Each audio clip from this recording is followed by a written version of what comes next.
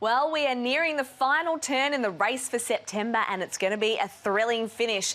How good are the Cats and the Giants? We put the Crows in the gun, plus are there danger signs at Port Adelaide? This is Access All Areas thanks to Crypto.com.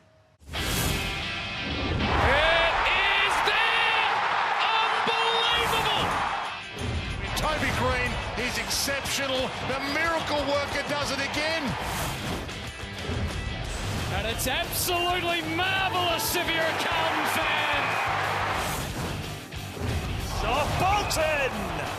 Out of the blue. He rises above them.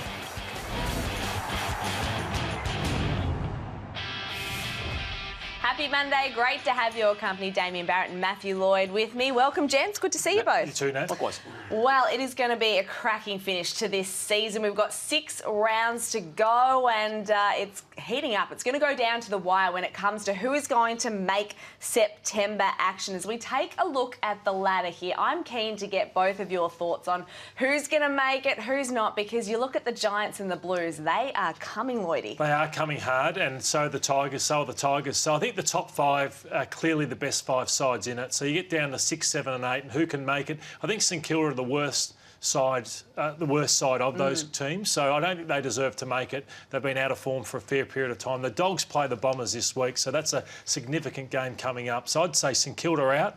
And I think the other 2 will make it, and it's one of the Giants, Carlton or Richmond. I love the surging element of what the Giants and Carlton have been able to do, and I love how they've been able to fix themselves, particularly in Carlton's case, on the run. It's hard to do mid-season when you're struggling, and they're coming off a 6-match losing sequence and an 8 of 9 match losing period. To fix themselves in the space of a month, got West Coast this week. We'll know in a fortnight's time when they've got Collingwood, but really impressive stuff. Geelong's the other one. They jumped into 5th spot after destroying the Bombers on Saturday night. I'm keen to get both of your takeaways on both of these sides. The Cats were so impressive. I mean, how far off do you think they are, Damo, from those top 4 sides? Oh, not at all. Not far off at all. Yeah. And it won't matter, Nat, if they don't finish top 4. We saw the ladder, and there's still some distance off getting a doubles chance, but it won't matter. They won 16 matches in a row last year to close off 2022. They won't be getting near that number this year, but they won't have to. I mean, this sort of football they produced on Saturday night against Essendon is the first time, I think, this year that they maybe themselves believe they're back. And Lloydie, this may sound really harsh, but Asava Radaglia not being in that team makes them a better team. As good as he was in the early parts of the year when he was covering for absences in the back line, but he's not there on the weekend, and they were the best they've looked all year. Yeah, they'll scare those top 4 sides, Nat, but I'm a little bit different to Damo. It's very hard to win it from outside that top 4 to try and go to the Gabba and then maybe go to the Adelaide Oval and then try and take on Collingwood. That's a tough run trying to win a flag. So they're in awesome form, but I think it's going to be tough from 5th. What about the Bombers? What did that loss say about them, do you think? Well, I suppose if you're off in your pressure by 5 or 6% against a good side like that, that's what's going to happen to you. Wright and Wiedemann are an issue, but they got monstered through the midfield as well. And then, they got exposed in every way. But if they can play finals, it's still a great effort this season. The Giants, well, they're also coming. They were down by 17 points at three-quarter time against the Crows. It was a gutsy effort. Their leaders stood tall in the final term as well. They kicked 5 goals to the Crows, 1 behind to overrun Adelaide. And we'll get to Adelaide in a second. Yeah. Really disappointing, but the Giants, impressive. Yeah, look, the way they've carried themselves and held themselves together, 5 wins in a row now, and the authority with which they tackled that last 30 minutes. I mean, I was so impressed with what Josh Kelly did in the game, Lordo, having been tagged out of it the previous week and effectively had no touches or no impact at all. I think he's been best on ground in 2 of the past 3 games now. And as you said, Nat, Toby Green just always does enough to get him across the line, and they're a live threat. Lloydie, for Adelaide, it's a missed opportunity for them because they would have been in the top 8 had they won that game. And I think there's probably a few moments that won't be reviewed well. No, they're 3 goals up at three-quarter time, and they've got the crowd behind them, and Toby Green just fending off Michael Aney. That was disappointing. He just had to stick that tackle. He had an off night, Michael Aney, probably the worst game I've seen him play in his short career. That just has to be stuck. Suddenly they're within 10 points. Bit of this is Worrell. You give that handball. Do you give that handball? He panics. The ball's smothered. Ricochets. You see the numbers all forward. Adelaide got forward of the ball. This one to Himmelberg. He's one of the great kicks in the side. They just are not switched on at that period. They give him the ball. So they've got themselves to blame, and this has been key. It's just a poor kick. He hit Rochelle here. He's going back. But the game was shot by this time. All the momentum was with the Giants. They just resisted all the Adelaide Crows attacks. And then look at the panic that sets in, just crashing into each other. So probably you asked me about Essendon. Probably says a bit about the Crows too, that as much as they've been hyped for some good moments at the Adelaide Oval this year, the whips are cracking, they're not good enough either. They've been a major disappointment, Nat, in the recent time. Now, I think everyone wrapped them up early on, and I felt at one stage, even in the past month, they may have laid claim to being the best, the fourth or fifth best team in it. They now find themselves with more losses than wins, and while they're still in that rebuild phase, you can still rebuild and make significant dents and impact in finals, and they now leave themselves vulnerable to not even make it. Now, we're talking about Josh Rochelle. We saw him there when Ben Keys missed him. We love the energy that he brings and the personality he brings to the game, but Lloyd, he really let himself down, didn't he, on Saturday night? Yeah, he's a young player, and I was really hard on him over the weekend for what he did, because look at the scoreboard. They're up by 18 points. They've got the footy. Momentum's with them. And Josh thought about himself, and he let his frustration get the better of him. So he's been hit across the face. He's been copping it from Perryman all day. But he just made it about himself and wanted to, be the big man, be the hero, and in an undisciplined way. And he gets taken off the ground. The momentum swings back to the Giants around this period of time, and that was all about Josh at that period of time, not about the team. You've got to pick your mark and do it smarter than that. I think to his credit, Lloyd, since then, he was stopped by media and has addressed it and acknowledged a lot of what you were referring to yesterday. I think we just need to cut him a little bit of slack in that regard, and provided he learns from it. I mean, he's going to miss some weeks, you'd think. You'd hope it sits with him for the rest of his career, that wasn't the smart thing to do. Yeah, well, he's suspended for 2 weeks and I think $3,000 worth of fines as well. So it's cost him and it's cost his side. Let's talk about the Blues now and their resurgence. It's incredible to think 4 wins in a row as they caused a power outage. And we spoke earlier, just outside the top 8 there. West Coast next week. And then they have the Pies. You really think fate is going to be in their hands again, and it could come down to that round 24 clash. Yeah, well, we know what happened last year when it hit the last round of the season phase. Now, they're going to have to do it without Harry Mackay for some weeks too. It appears he's escaped the serious damage to the knee, but there will still be a period of time on the sidelines. And while it didn't worry them with how they acted against Port Adelaide and Jack Silvani filled the breach, it's a different scenario, isn't it, preparing for matches without him as opposed to dealing with the absence on the run. That's right. Puts a lot more onus on Curnow, and everyone will know they can double and triple team him without Harry Mackay. But I think their midfield is humming, which is making it easier for Wiedering to do his thing behind the ball, and the ball's going deeper, so the Crummers are back in the game, and that's been the highlight of the play. But team defence and pressure has been where it's all changed for Carlton. Well, Port Adelaide was humming, and their 13-game winning streak came to an end at the hands of the Blues. Just some concerns because their defence really didn't look good. It was shaky at best against the Blues, Lloyd. Is that their Achilles heel, do you think? It is, but if your midfield's as poor as what Port Adelaide's is, it's going to put any defence under pressure. So they had their worst night together. Horne-Francis didn't play. Butters was sore, got subbed out of the game. Rosé tried his heart out, but then, they're just... look at this. They're so vulnerable in defence. Jones playing a job. Bergman had his poorest game. Houston was good. Lear was occupied. Burton came in as a sub. Jonas back for his first game. So they were very, very vulnerable the other night, and they looked in trouble from 5 minutes into the first quarter. So you give them that one, I think, considering they've been up for so long. To Sunday footy now, and we had 2 games that, well, it's fair to say we weren't all that excited about them, so we might just touch on them quickly. We'll start with the Tigers and West Coast, and the Eagles did a good job of staying with Richmond in the first half, but in about 47 seconds, that was blown apart with the Tigers actually scoring 3 goals in that time, Damo. Yeah, and 47 seconds was about the only duration a neutral observer of this game could have suffered. Now, I say that semi-seriously. Look, they did what they had to do, and while the Eagles were better than they had been at other times this season, Richmond inaccurate early on, it kept the Eagles in it. And look, I like what they're doing. The Tigers, there's a lot of people saying they're not going to have any impact, but they're only a game and a half outside the 8, and performances like this, they're just doing enough to win the games they should win. 42nd seconds, it's certainly enough. No one wants to be subbed. We know that, unless you're injured, of course. But Maurice Rioli Jr. Didn't probably handle himself in the best way. Lloydie, what did you make of this? Well, he'd had 6 touches, so he gets subbed out of the game, and one of the assistants, Marich, who's one of the coaches, trying to give him the phone to talk to an assistant coach, and he didn't want to do it. So that wouldn't sit well with his teammates or the coaches. And again, that's another lesson that you'd say never, ever do that again. So some prouder guys. Ben King gets subbed out. So it happens to everybody in the game, but you don't react that way. That was a bet he's making about himself, and he wasn't playing well, so I'm not sure what else he expected there. So I wonder if he'll be disciplined and not play this week when you act like that. To the Roos and the Hawks now, and probably deja vu for North Melbourne fans watching this. While the Hawks got their 5th win for the season, I feel like, Damo, we've seen this movie over and over and over. Yeah, and these mistakes, Harry Mackay wanting $850,000 and maybe more, another club making moments like that.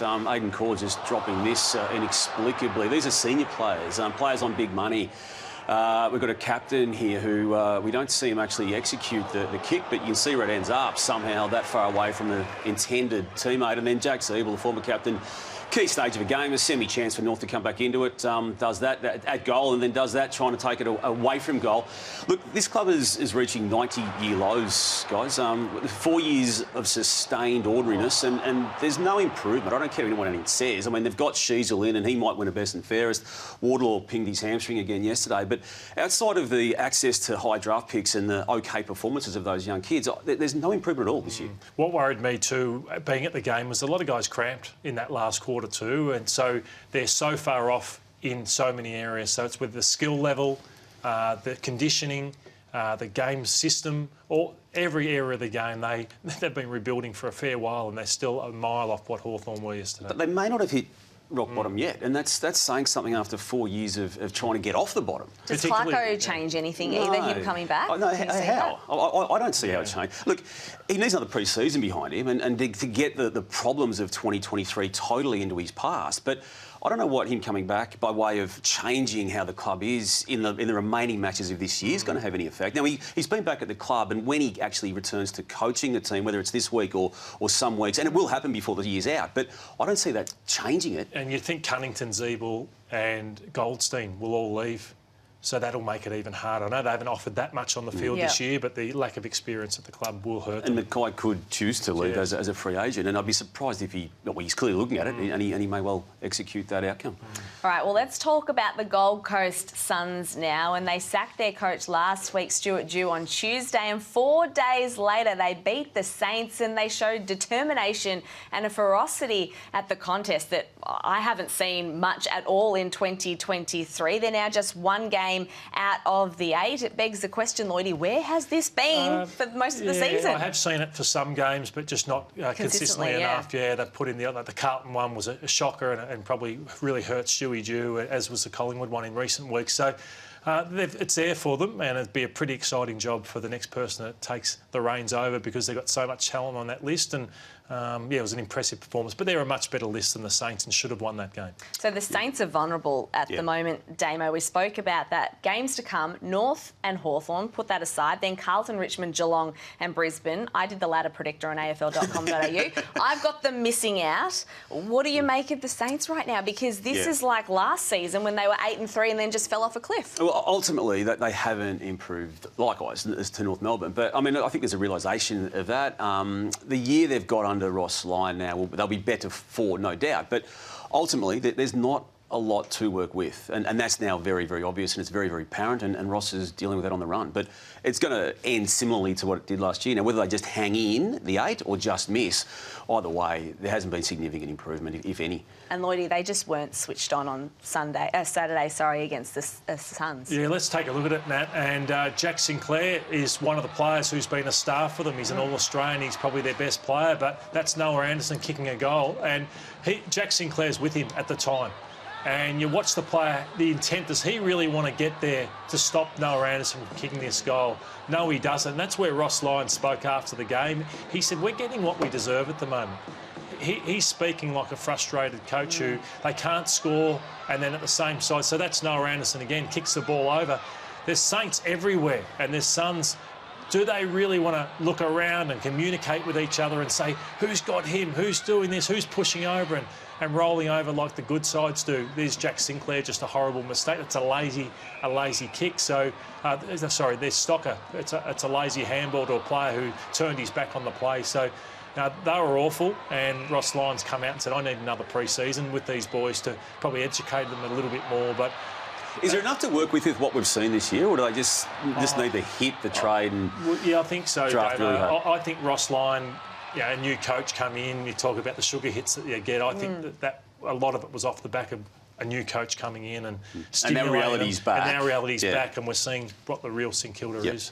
Let's go back to Friday night, and the D's shook things up when it came to a selection front with Max Gawn rucking solo, and it paid off because it was an incredible game from the skipper, especially Damo late in the game. Well, I think he was best on ground at three-quarter time. Have a look at these moments. These are all last quarter moments, key moments, just deft taps, deft touches, deft handballs, right to the very end of it. It's no coincidence that he had his best game of 2023 by some distance without Brodie Grundy being part of the machinations. I just can't line up that decision they've made, though, to force Grundy back to become a forward and to refine his craft as a forward. That's the club's quote, not mine. To refine his craft as a forward.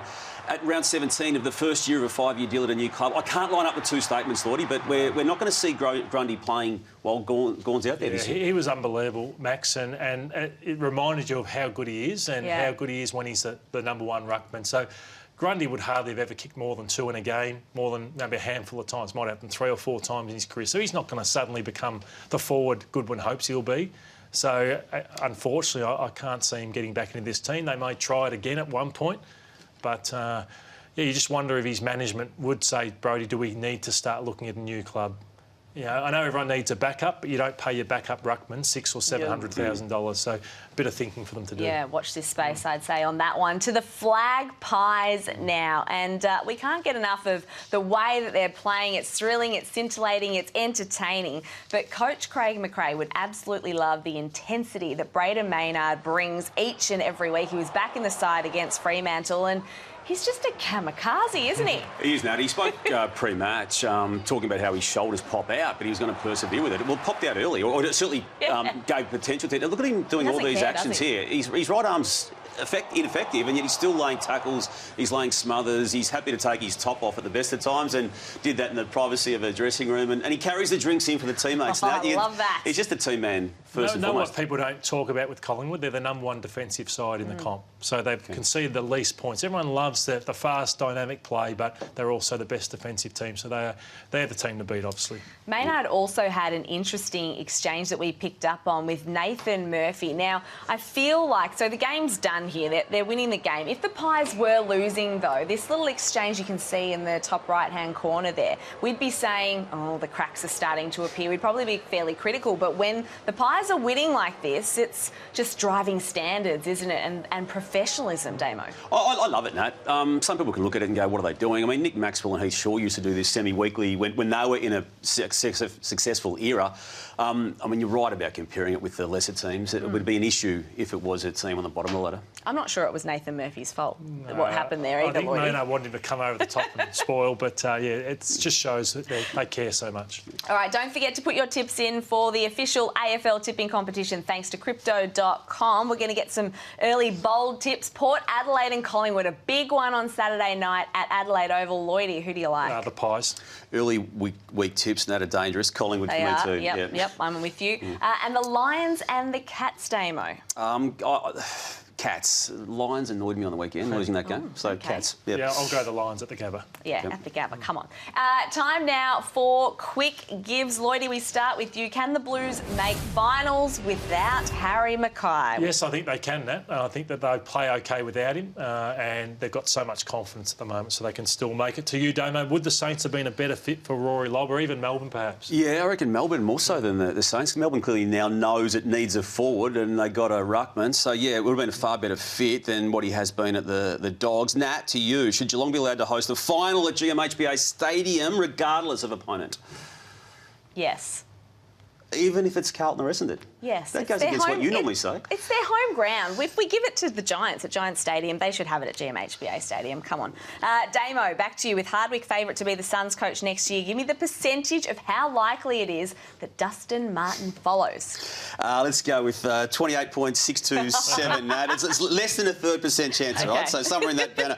Hey, Lloydie, minimum number of games required in a season to be rightfully eligible for All-Australian? I'll say 16 to 17. OK, so therefore you're ruling out Sam Taylor, who's played 10 to this point. Yeah, so I think he can make it. If he performs in the next 6, gets to 16 games, I think what he's done the last 2 or 3 weeks would be enough to get him in. Oh, I like it. The last one to you, Damo. What was the normal AFL fixturing team on a mid-year break like everyone else when the dull Sunday happened yesterday? What happened? How to make friends in that space, Lloyd, with a question like that. That was a shocking scheduling Sunday. I said 47 seconds for the West Coast Richmond game. I reckon it's about 22 seconds you could tolerate for North and Hawthorn. So I sat there for 3/4. I left at 3/4 time. you're a Matt Hawthorn supporting that. All right, this weekend it's the last chance for kids to go free to the footy, so get down there with the family. Children aged 14 and under get free entry to all games. That's plenty of entertainment and giveaways, of course, around. So head to afl.com.au/Kids Month for more info. Time now, though, for our crypto bold play. And, well, this was a really interesting one. I'm not sure if it's lucky, it's bold, or maybe a little bit dumb, but you can see the Swans physio here trying to give the boot back to Callum Mills, but the most random time to do it, and it nearly hits the umpire. I'm not sure what he was thinking. Look, we'd be talking about this up the top of the show about hitting him on the head, wouldn't we? Yeah, we would be. Yeah. What, like a 3-week suspension? Well, you've given it the bold play of the week. Oh. I like it. I like it. Well, I don't know what they were thinking, but that is all we have time for on Access All Areas. Thank you so much for joining us. We'll be back again next week. In the meantime, have a fabulous week.